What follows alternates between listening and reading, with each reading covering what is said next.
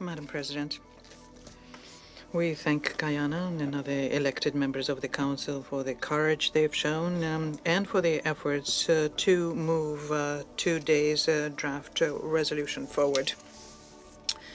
We supported the document and we pay tribute to those responsible members of the Council who, just like us, understand that there's a need to have the speediest and unconditional ceasefire in Gaza as a gauge for general stabilization in the region. And now I would like my colleagues to listen very carefully to the following part of my statement. And once I finish, I'll explain why. It is shocking that the U.S. has vetoed an effort to save the lives of Palestinians and Israelis, though perhaps we shouldn't be surprised about it. For months, the United States has obstructed and obfuscated, standing in the way of the Council action to address the catastrophic situation in Gaza and playing on one side of the conflict to advance its own political objectives at the expense of Palestinian lives. Today, the Council would have come together to call for a comprehensive ceasefire, protection of civilians, and solution to the whole complex of humanitarian problems faced by the Palestinians. The U.S. claims it is in the interest of the regions, but votes against a resolution supported by the majority of regional countries, and which would have passed for the benefit of the region. We could have demanded today an immediate, unconditional, and sustainable ceasefire in Gaza, as well as an immediate and unconditional release of all hostages. It is unconscionable that the U.S. would cynically stand in the way of demanding such actions to save lives in the world's worst humanitarian crisis. We do not need to be lectured by the United States on hypocrisy. Hypocrisy is what they exhibit every day in different conflicts, not respecting state sovereignty and shamelessly imposing their own rules and interfering in their internal affairs. As a result, tens of thousands of civilian lives have been lost. We are watching the situation closely and will continue to call out abuses and those who are responsible, particularly the United States. We must continue to amplify the voices of Palestinian people who are calling for peace, prosperity, and justice. And the United States cannot stand in the way of that. You gathered, I take it, that what I've just quoted is almost a direct quote from yesterday's statement by the United States during the voting on the resolution on Sudan. And in our view, this was a very appropriate quote.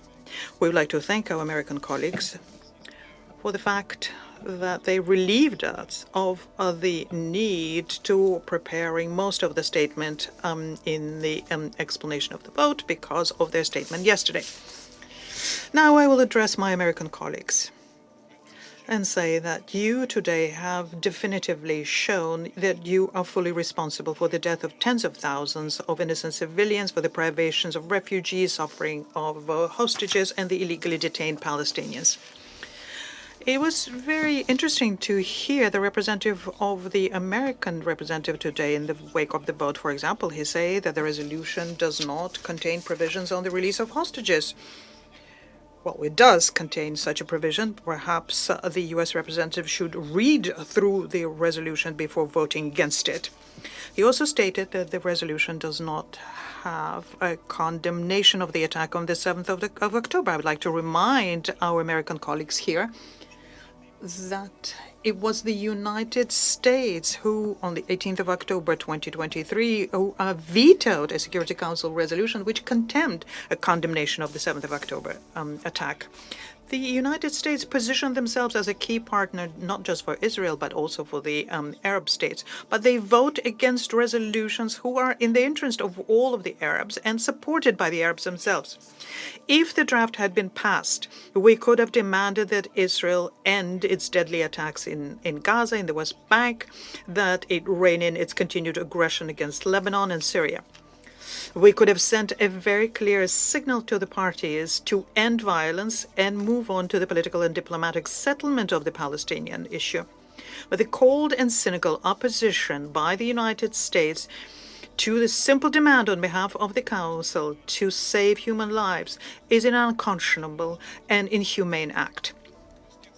We have no doubt that the Israelis themselves are interested in ending the spiral of violence, and we categorically reject attempts to present the events on the 7th of October of 2023 as the starting point for the bloody events in the region now.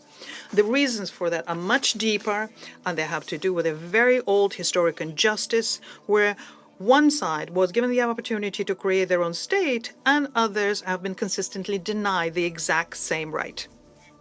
We will continue speaking resolutely for demanding the end of violence against Palestinians. No doubt, we will continue calling out the abuses and hypocrisy by the United States when it comes to settling this situation. We will not allow the United States to muzzle the voice of the Council when and continue emboldening further merciless operations by Israel. Our common duty is to make sure that the voices of the absolute majority of the people on this planet to end the spiral of violence in favor of a just settlement of the Palestinian issue on the basis of an acknowledged basis and the desire to become a full member of the UN, that these voices be heard. We must bring peace, stability, and prosperity to the Middle East. And no one, including the United States and other Western states who indulge them, has a right to inhibit these aspirations. I thank you.